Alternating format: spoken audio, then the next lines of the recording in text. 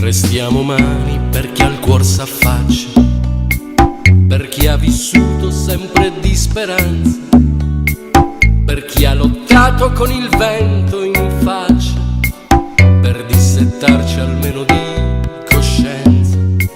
Restiamo umani per i suoi 30 anni, per chi a 30 anni non si è mai dei saggi.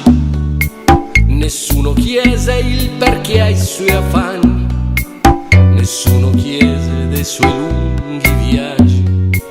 Restiamo umani per chi non si inchina e per chi ha scelto un sogno più lontano, per l'Israele o per la Palestina, un sogno giusto e soprattutto umano.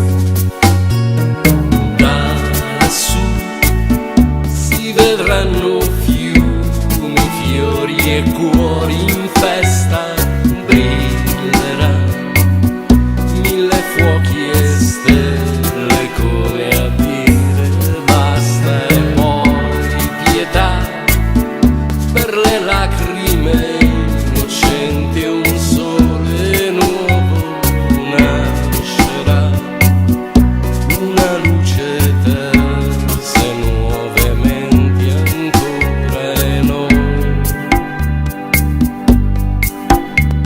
qua.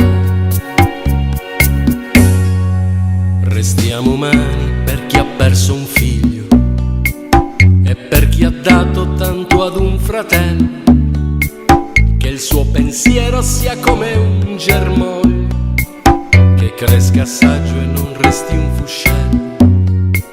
Restiamo umani perché la violenza non trova un senso, tanto meno storia.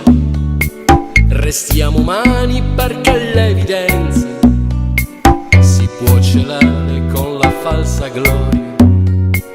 Restiamo umani per le sue parole, per la sua causa morta in giovinezza. Dentro uno scrigno lui ci ha messo il sole, senza distinguere mai nessuna razza. Da lassù si vedranno fiumi, fiori e cuori in festa, brillerà mille fuochi e stelle come a dire basta. E poi pietà per le lacrime innocenti e un sole nuovo nascerà, una luce terza e nuove menti ancora e noi qua.